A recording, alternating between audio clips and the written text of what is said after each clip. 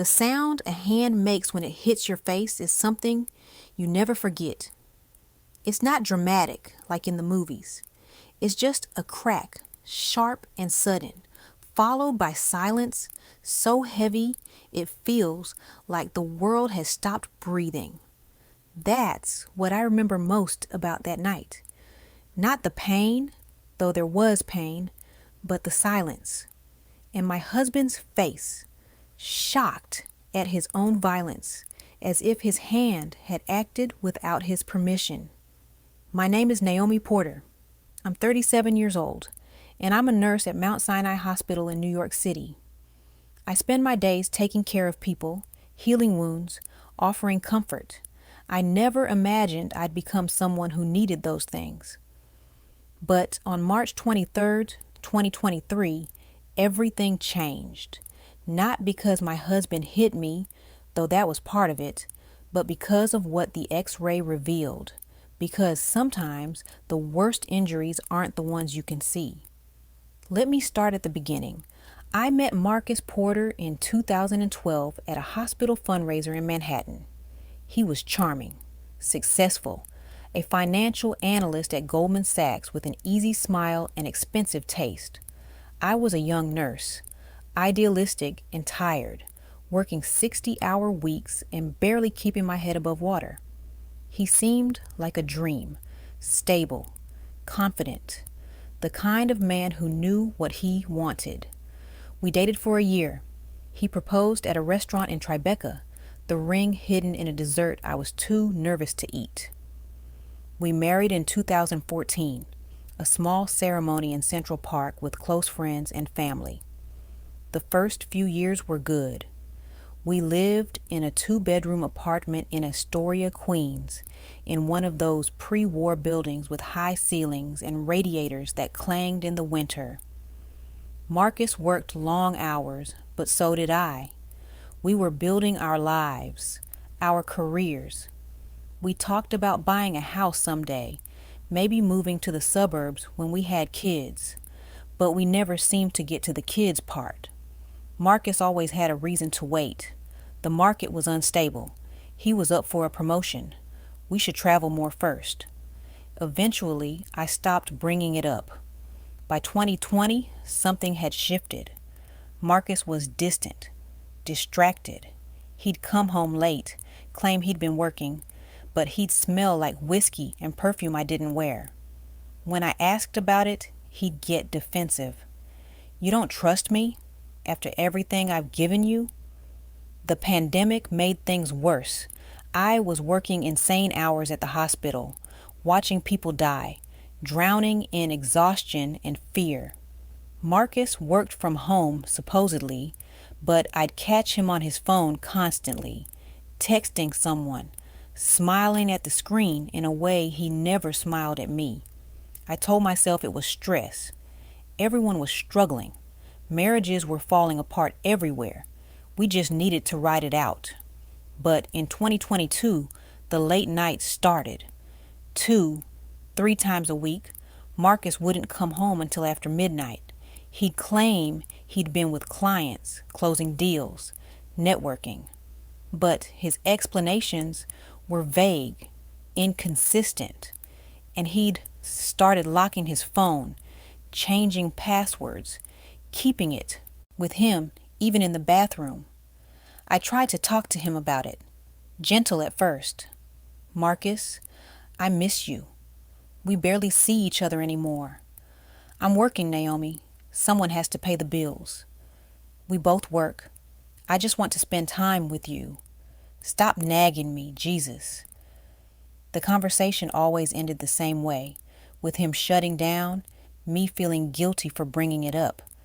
By early 2023, I was barely sleeping, working 12-hour shifts at the hospital, coming home to an empty apartment, lying awake wondering where my husband was. I'd text him. He'd reply hours later with excuses that didn't add up. My coworkers noticed. You okay, Naomi? My friend Jessica asked one day in the break room. You look exhausted. Just tired, I said. Is everything all right at home? I wanted to tell her, But what would I say? That my husband was probably cheating, but I had no proof?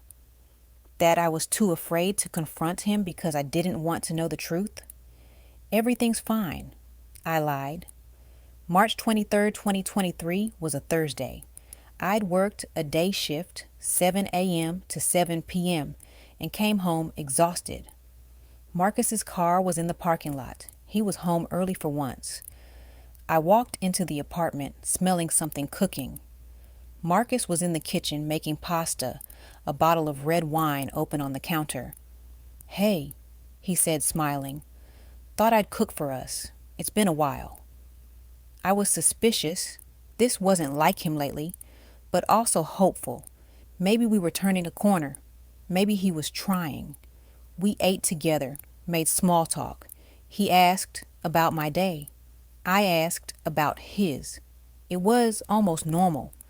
Then his phone buzzed on the table. He grabbed it quickly, glanced at the screen, and his face changed. Just for a second. Guilt or fear or something I couldn't name. "Who is it?" I asked. "Work. At 8 p.m.? It's a client in London, different time zone." He stood up, phone in hand. "I need to take this." He went into the bedroom, closed the door. I sat there, the pasta cooling on my plate, and felt something inside me snap. When he came out 20 minutes later, I was waiting. "Marcus, we need to talk." "Not now, Naomi. I'm tired." "You're always tired. You're always working. You're always somewhere else." "What do you want from me?" "The truth. Where do you go at night?" "I told you. Work." "I don't believe you." His jaw tightened. "That's your problem." "Are you cheating on me?" The question hung in the air. I'd never asked it directly before. "Are you serious right now?" "Yes." "Are you?" "I can't believe you'd accuse me of that." "Then tell me where you've been. Show me your phone." "My phone? You want to go through my phone like some crazy jealous wife?" "I just want the truth." "You're being paranoid." "Then prove it. Show me your phone." "No." "Why not?" "Because it's mine. Because I deserve privacy. Because I'm not going to be interrogated in my own home." "This is our home, Marcus, and you've been lying to me for months." He stepped closer, his face red. "You're out of your mind. Show me the phone." "No." I reached for it. I don't know why. Desperation, anger, a need for proof. My hand closed around his wrist, and he hit me. It happened so fast. His free hand came up, open-palmed, and connected with the left side of my face. Hard, the crack, the silence, the shock. I stumbled back, my hand going to my cheek. It was already starting to throb. Marcus stared at his hand like it belonged to someone else. "Naomi, I don't. I didn't mean get away from me. Let me get out." He left, grabbed his keys, his jacket, his phone, and walked out of the apartment. I heard the door close, the lock click, and then I was alone. I stood in the kitchen for a long time, my hand on my cheek, feeling it swell. Then I went to the bathroom and looked in the mirror. The left side of my face was already red, darkening to purple. My eye was watering. My cheekbone ached. I'm a nurse. I see injuries like this all the time. I know the signs. I know the protocols. I know exactly what I should do. But I didn't do any of it. I just stood there, staring at myself, and cried. Eventually, I took some ibuprofen, put ice on my face, and went to bed. Marcus didn't come home that night. The next morning, the pain was worse. My cheek was swollen, the bruise dark and ugly. My left eye was almost swollen shut, and when I tried to open my mouth, a sharp pain shot through my jaw. I called in sick to work, something I never did, and made an appointment at the emergency room. Not at Mount Sinai, where I worked, but at a smaller hospital in Brooklyn. I didn't want my coworkers to see me like this. The ER doctor was kind, professional. She examined my face, asked me what happened. I fell, I said. The classic excuse. She looked at me with knowing eyes. Mrs. Porter, I need to ask, are you safe at home? Yes, I just fell. It was an accident. She didn't push, but she didn't believe me either. I'd like to do an x-ray of your cheekbone and jaw, make sure nothing's fractured. I agreed. They took me to radiology, positioned me under the machine, took several images. 20 minutes later, the doctor came back. She had a strange expression on her face. Mrs. Porter, your cheekbone isn't fractured, which is good news, but the x-ray showed something else, something concerning. My heart sank. What? There's evidence of multiple old fractures. Your cheekbone, your jaw, your orbital bone. At least 3 separate incidents, healed but still visible on imaging. Do you remember how those happened? I stared at her. Multiple fractures? No, I don't. I've never broken any bones in my face. These are definitely fractures, healed, but clear. Someone hit you, Mrs. Porter, more than once. Maybe years ago. I felt dizzy. That's not possible. I would remember. She showed me the x-rays pointing to the telltale lines of old breaks, the way the bone had healed slightly misaligned.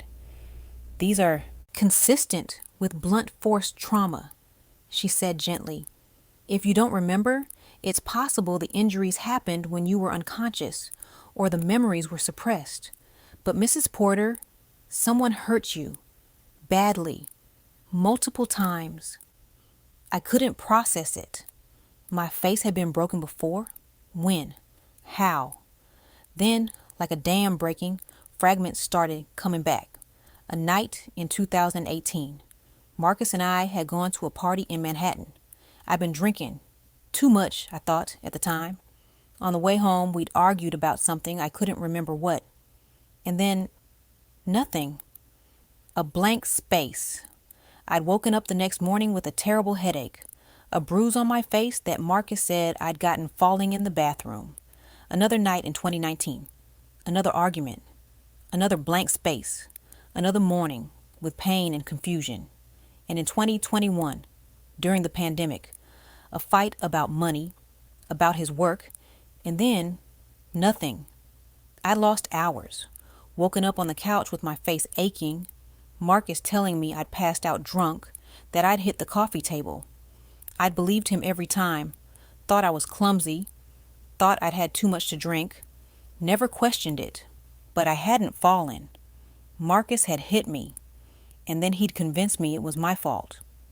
Mrs. Porter? The doctor's voice brought me back. I need to report this. It's protocol for domestic violence. No, I said automatically. Mrs. Porter, please, I need time. I need to think. She looked conflicted, but finally nodded. I'm going to give you information on shelters, hotlines, resources, and I'm documenting everything. If you change your mind, if you need help, please reach out. I took the pamphlets, the paperwork, the x-ray images on a CD. I left the hospital in a daze. I went back to the apartment. Marcus still wasn't there. I sat on the couch and went through my memories, looking for the truth. How many times had he hit me? How many times had he covered it up, convinced me I was drunk or clumsy or crazy? My phone rang. Marcus. I almost didn't answer. Then I did. Naomi, I'm so sorry. His voice was ragged, desperate. I don't know what happened. I've never done anything like that before. Please let me come home. Let me make it right. You've done it before, I said, my voice flat. What? You've hit me before, at least 3 times. I have x-rays proving it. Silence. Marcus? I don't know what you're talking about. The doctor found old fractures. You broke my face, Marcus, more than once. That's insane. Naomi, you're misremembering. You've had accidents. Stop lying. I'm not lying. Then come to the hospital. Look at the x-rays yourself. Explain how my bones were broken if you didn't do it. Another silence. Then, quietly, you were going to leave me. My blood turned to ice. What? Those times. You were threatening to leave. I needed you to stop, to listen. I didn't mean to hurt you so badly. He was admitting it. After all the lies, all the gaslighting, he was finally admitting it.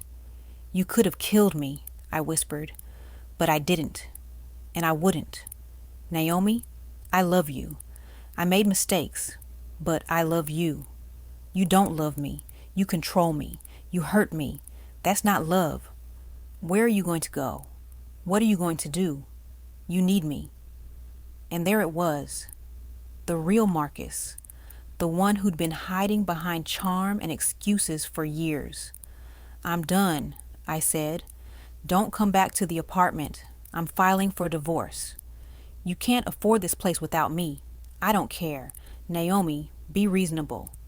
I hung up, blocked his number, sat there shaking. Then I called Jessica. She answered on the second ring. Naomi, what's wrong? I need help. She came over within an hour, took one look at my face, and pulled me into a hug. I told her everything. The late nights, the slap, the x-rays, the memories. You're staying with me, she said firmly. Pack a bag, right now. I can't. Yes, you can. You're not staying here. It's not safe. She helped me pack. Clothes, documents, photos, things that mattered. We left the apartment together, drove to her place in Brooklyn, a tiny studio that felt safer than anywhere I'd been in years. I filed a police report the next day, showed them the x-rays, my statement, the doctor's report. They took it seriously. I was a nurse, a credible witness, and the evidence was undeniable. Marcus was arrested at his office, charged with assault and battery. He made bail, but there was a restraining order. He couldn't come near me. I filed for divorce immediately. Marcus fought it, claimed I was making false accusations, that the x-rays didn't prove anything. But his lawyer knew better. With the evidence, with my testimony, Marcus didn't have a case. The divorce was finalized in August 2023. I got the apartment, half the assets, and my freedom. Marcus got probation and mandatory counseling. But the real damage wasn't in the bruises or the broken bones. It was in the trust I'd lost, in myself, in my judgment, in my ability to see what was right in front of me. I'd been abused for years and convinced myself it wasn't happening. How does someone do that? How does a trained nurse, someone who sees domestic violence patients constantly, miss the signs in her own life? I went to therapy. Twice a week at first, then once a week.